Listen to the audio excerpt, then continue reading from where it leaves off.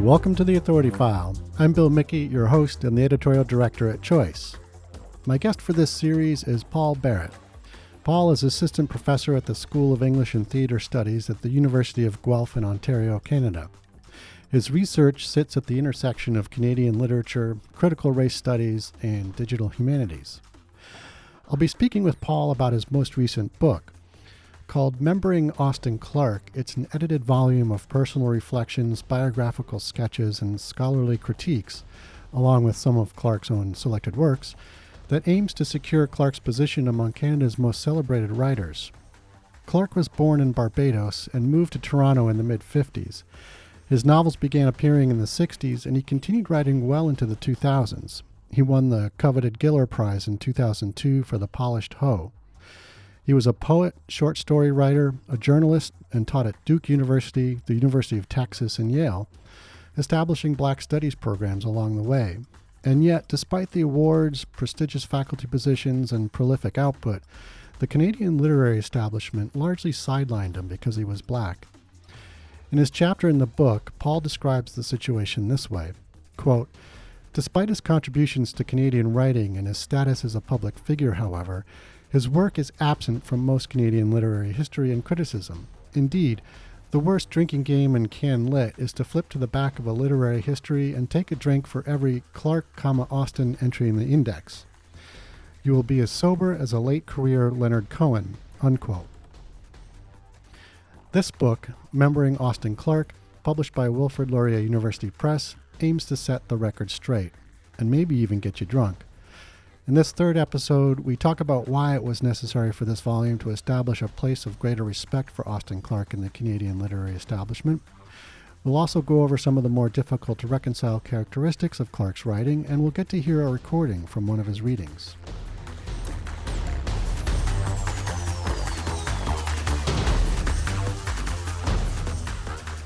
So your volume establishes a place for Austin Clarke in Canadian literature and the cultural establishment as well. And we've been talking a little bit about this up to this point, but tell us why this was necessary. As you note in your chapter, the establishment, quote, misread Austin, treating his skin color as the key sign of his character. It also misread his work, misunderstanding it as a realist or sociological account of Black life in Canada. Yeah, I suppose my answer really is about the erasure of Austin Clarke from Canadian literary history. So I was just looking the other day at the published notes from the Calgary Conference on the Canadian Novel, which was held around the late 1970s, and someone had the idea at this conference that they were going to set up a voting system to elect the 100 most important Canadian books. And I mean, this is just such a fascinating and very Canadian thing to do, to have this voting panel, socialist government literature system of some kind, And I was looking at this and I thought it's unbelievable but also not surprising that Austin Clarke's books are completely absent from all of those ballots. Mm-hmm. Okay, can you make an argument that he's not in the top 100? Potentially, I don't really think so, but that he wouldn't be on the ballot is absurd. Yeah. So that's in the 1970s. At that point, he'd published 6 or 7 books and collections of poetry, was writing in Maclean's, was interviewed on the CBC, was as big a figure as Mordecai Richler. Easily. Mordecai Richler, I think, has about 5 books on the ballot. Clarke has none. And people are publishing literary histories today of Canada and Canadian literature in the 1960s, where Austin Clarke is a footnote, maybe 2 footnotes, right? His material isn't seen as central to the question of what constitutes Canadian literature. And I think that's the goal of this volume, to insist that actually his work is central to what constitutes Canadian literature. And yes, there are no farmers staring wistfully into the snow, but that's okay. We can have books that don't include that too. Yeah, I mean, it's maddening in a way, because it's not like it sounds like he wasn't toiling away in obscurity. Like, people knew about him, people were aware of him. Like you said, he was being published all over the place, and it's more as if people are making a choice not to include him. Yeah, I think that's right. And some of his work is difficult. perhaps he's not the most affable person or the easiest person to get along with, so that Right. likely has something to do with it. Hmm.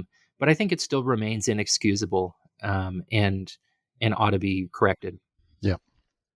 Yeah. Among some of those more difficult to reconcile characteristics, I suppose, of Clarke's writing is his depiction of women. This is an important theme of the collection. Can you just briefly trace for us how this is addressed through several of the essays in the volume? Sure. Clark's depiction of women is complex and difficult, and Yep. Ronaldo Walcott in his essay opens up and says he opens up the collection, saying that well, Clarke is depicting his experience of women. Which another way of thinking about that is that Austin Clarke, in many ways, is a chronicler of masculinities. Right? He's writing about the men he knew, the men he hung out in bars with and hung out in restaurants with, and also himself. Like, let's not kid ourselves. He's chronicling these different ideas of masculinity, many of which are performative. Hmm. But at the same time, he's also depicting women. And, in some respects, what you can see Clarke grappling with is him trying to give voice to the women that are around him in his life, but living within his own head, he's limited in really what he's able to do. So in his final novel, More, the character Idora, for example, he gives her a lot of private moments, which in the volume, Leslie Sanders says, give the woman some privacy. You're there all the time. Give the woman some privacy. And I agree with Leslie, but I also disagree with Leslie because I think, well, he's trying to show her inner life, the complexity of her inner life, her own desires, her repression, all these kinds of things. But I think if you really study the text, he's doing it focalized through a male's perspective, right? Even just the depictions of Idora from behind. There's a line where it says something like, if she could see herself from behind, she would realize she is magnificent and sexy, Hmm. right? This is a man looking at a woman rather than him really trying to do this. So I think that's difficult. So I think in many respects, Leslie is right. On the other hand, we also have a chapter from Sonnet l'Abbé who says, Austin Clarke, yes, he was an old timey patriarch, and he was quite happy to have people around him who would, adore and say, "Oh, Austin Clarke, you are, a patriarch of writing," and so on. But he also opened doors for her and allowed her to see the Canadian literary landscape in ways that other writers would not have made possible. So as with all the kind of difficulties of Clarke's work, we try to present this from multiple perspectives. Hmm. Yeah, there are other sort of prickly elements of his writing, but the collection lays a strong defense of his work through the idea that, getting over our own sensitivities of that and closely studying these contradictions in his writing, we begin to realize the depth of Clarke's style and its importance. And so you were just kind of getting at that, but I'm wondering if you could talk a little bit more about what taking a closer look actually reveals about those contradictions. Yeah, I think what it reveals is that there isn't a simple way in which Clarke is depicting Canadian liberalism or Canadian multiculturalism, right? There's Yeah, a very yeah. easy way in which we could read his work and say he allows us to see the manner in which the multicultural dream in Canada is not real. And yeah, of course, that's obvious, but there's a lot more going on there, right? So Mm. the relationship between Black and Jewish characters in his Toronto trilogy, written in the 1960s, for example, it's extremely complex and at times problematic.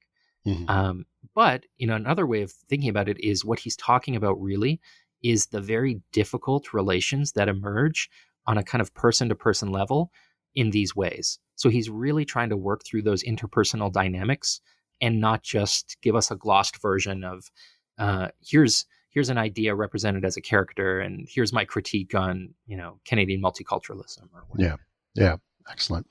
Um, so we're gonna play a clip of Austin Clarke doing a reading, um, and I'm wondering if you can set that up for us a little bit.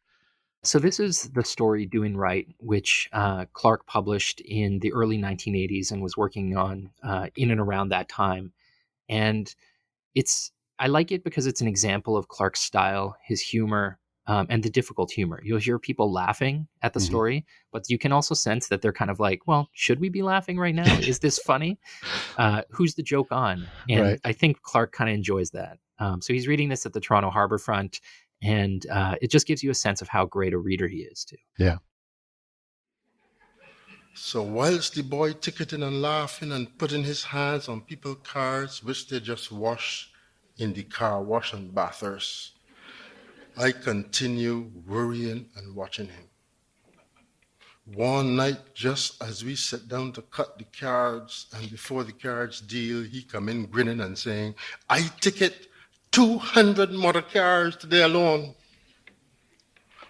One of these days, boy, I tell him, when I pass in the green car and I see him, I know I had him. Who? I see the car parked by the fire hydrant. The chauffeur was leaning back in the seat, one hand outside the car window with a cigarette in that hand, the next hand over the back of the seat. I look in the car, and when I look in, I nearly had a fit. I recognize the pipe. I recognize the dark blue pinstripe suit. I recognize the hair with the streak of gray in him, and I make a U-turn in the middle of the road. But a U-turn illegal. I is a Green Hornet, man. I see. I size up the car, and I see the license plate, ONT, 001. I start getting nervous now, because I know it is the big man, or the second most biggest man in Toronto. I draw up. The chauffeur nod to me and tell me, fine day, eh? And I tell him, a very fine day, sir. And I get out. I bend over the bonnet of this big, shiny black car. Limousine, man. A big car is called a limo. Well, could have been a limo, a hearse, be Christ, or automobile. I still bend over the bonnet and stick on one of the prettiest parking tickets in my whole career. The Premier's car? He make the law, not me. And you think you're doing the right thing? My legal bounden duty. Afterwards, I did feel so good, like a real police officer and not a mere Green Hornet. And I walked through Queen's Park on my 2 feet looking for more official cars to ticket. And when I was finished, I had stick on 5 parking tickets in their ass. One belongs to the Attorney General too. The same man who does defend West Indians, I put one on Larry Grossman car too. Well, that whole night, all the boy talking about and laughing about is how he stick on tickets on these big shot cars or limousines. And to make matters worse for the rest of the week, he win all the blasted money in the poker game. I feel now that the boy really going to become important, maybe even become a real police and make pure money, or else going to lose a hand or a foot. But we was feeling good though, because the big boys in Toronto don't particularly notice we unless it's caravan or weekend, or when election time come in and they're looking for votes, or when they start doing a feature on racism and West Indians and they want a quotation. So we feel this Green Hornet is our ambassador, even if he is only an ambassador of parking tickets. So we laugh like hell at the boys' prowess and progress. And we just wait till a certain time on a Friday night, nervous as hell whilst cutting the cards and dealing them, to see if the boy can turn up still dressed off in the green uniform, meaning that he hasn't get fired for ticketing the big shot cars.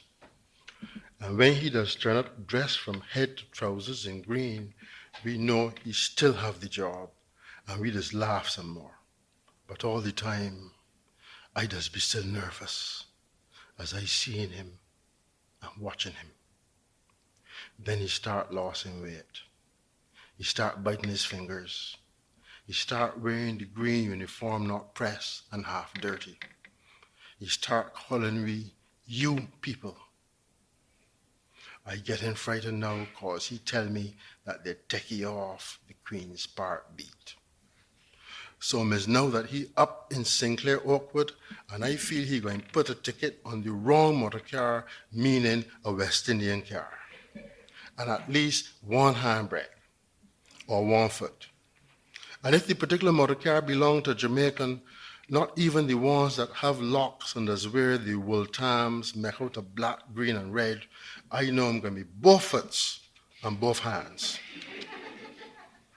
I see him and I watch him. Just as I left him and walking across Norcliffe Boulevard going to Eglinton, I see a Green Hornet fella standing up in front of a fella car. The fella already inside the car. The fella want to drive off, but the Green Hornet standing up in front of the man car. The fella inside the car honk the horn, and the Green Hornet fella take out his black book, slow, and he flip back a page and hold down a little and start to write down the car license. The fella honked the car again. The Hornet walked more closer. He tear off the little yellow piece of paper and getting ready to put it on the man brand new gray Thunderbird. Just as the Hornet was about to ticket the man for parking next to a yellow fire hydrant, the fella jump out.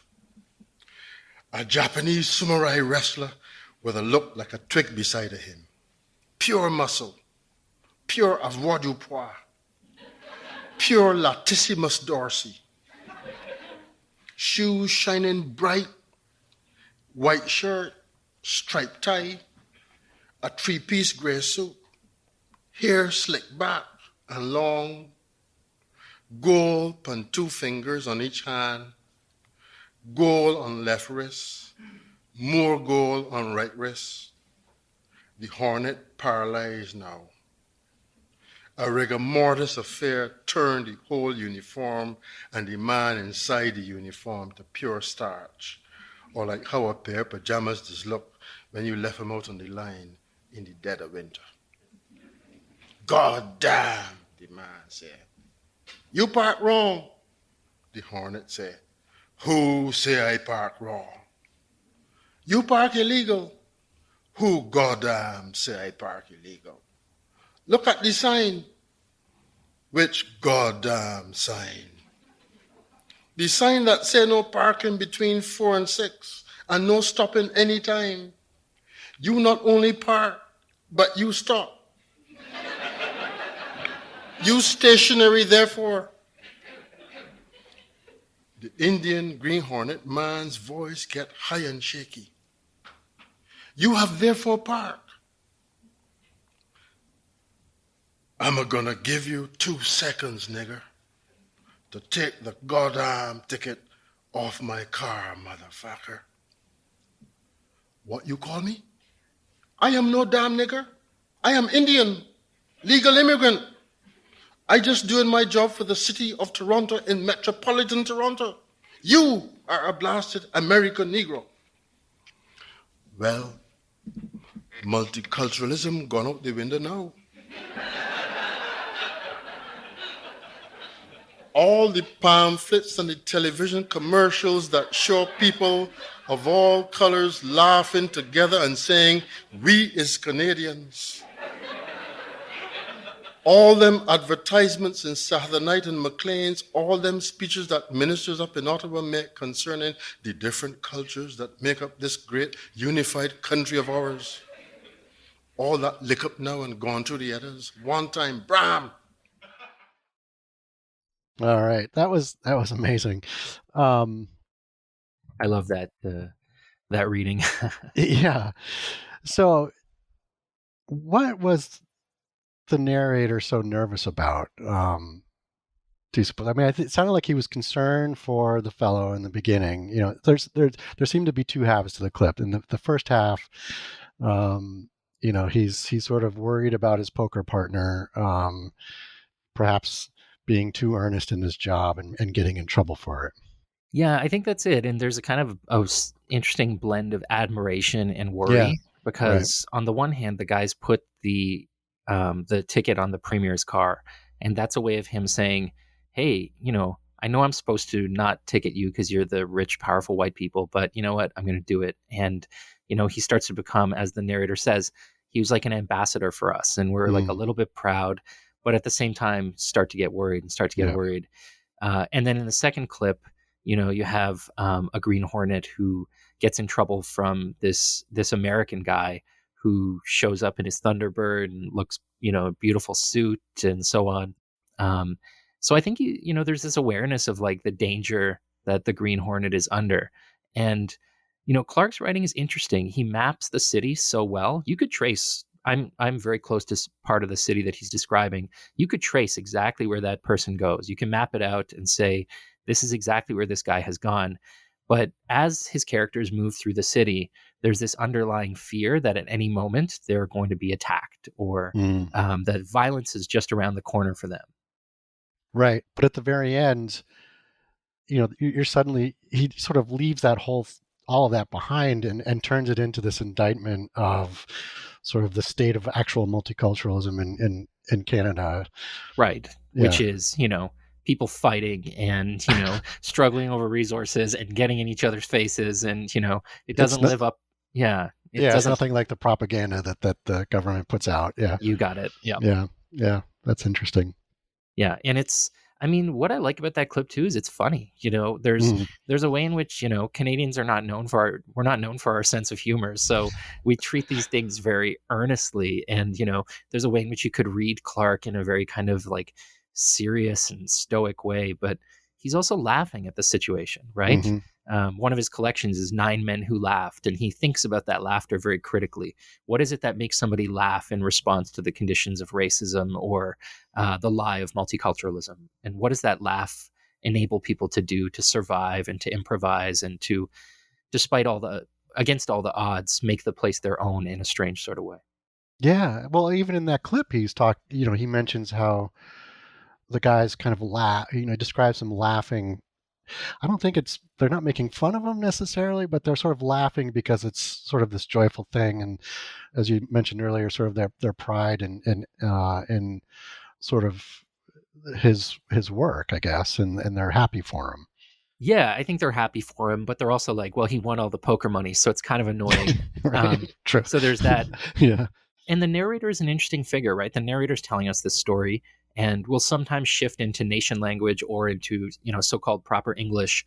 And he keeps repeating that line, I see him and I watch.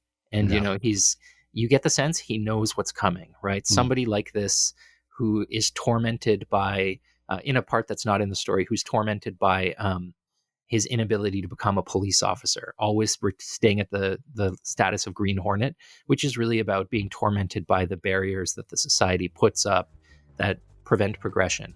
The narrator's aware of this and is watching it and observing. Yeah, yeah.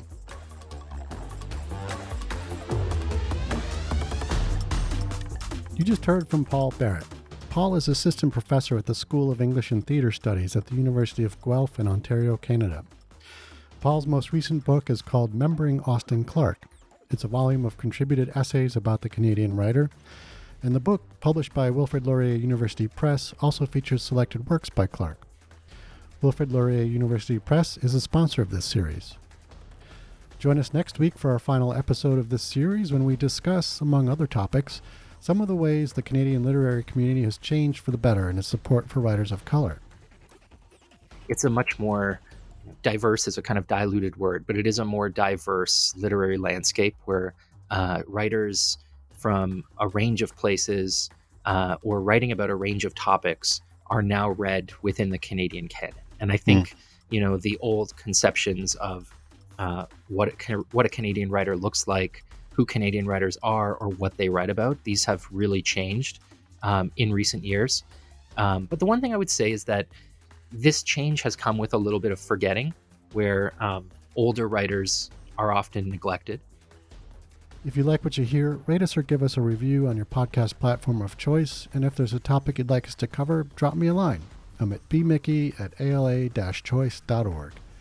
As always, sponsorship and advertising for the Authority File podcast are handled by Choice's advertising manager, Pam Marino, and all of our episodes are produced by Choice's senior digital media producer, Mark Dirks, and digital media assistant, Sabrina Kofer. That's all for this week. Thanks for joining us.